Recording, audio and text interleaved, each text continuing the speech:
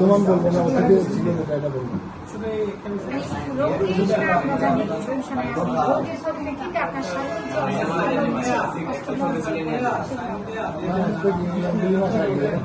দুই-তিন মাস আগে আপনি একটা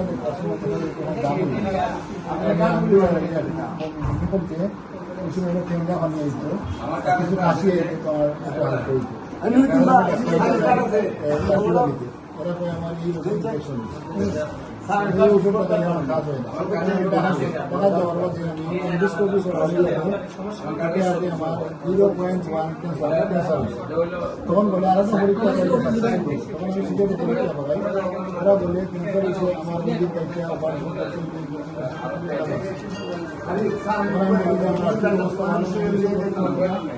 নর্মালি কিছু করা যায় না। তখন বলছি একটা কেমো দিতাম 28 টাকা। এখন আমি এটা দিয়েছি না দিয়ে আমি মনে করেন হেমোপ্যাথিক ডাক্তারের নই আর এই গাছের পাতা আছে না ওইটা আমি খালি দিয়ে 2-3 মাস গেছে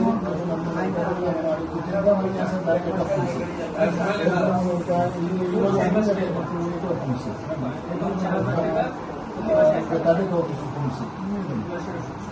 ওখানে বান লাগছে বিকালের সময় ওইটাও কমছে। এখন আমি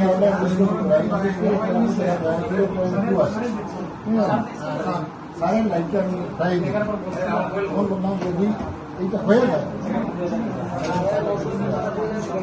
সাড়ে এখানে আসছি রাত্রেবেলা যে আটি উঠে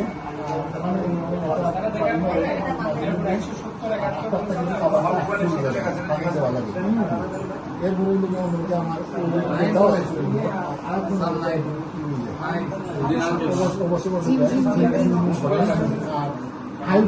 ঘুম হয় না।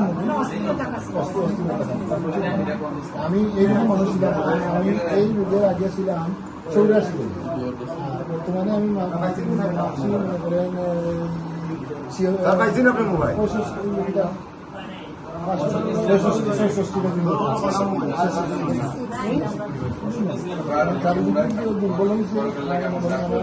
এখন থেকে আস্তে আবার শরীরে কিছু খাবে পাচ্ছি না খাবে আর মাঝে আমার খালি মুখেই ছিল আমার কিছু রুচি বুঝছি। এখন ওই যে আমি গত 1 তারিখে এন্ডোস্কোপি করাই, এন্ডোস্কোপি করে আমি খাবার এখন আমি আপনার ভালো থাকতে এখন আমি রুটি নাস্তা করি বাদ দেওয়াল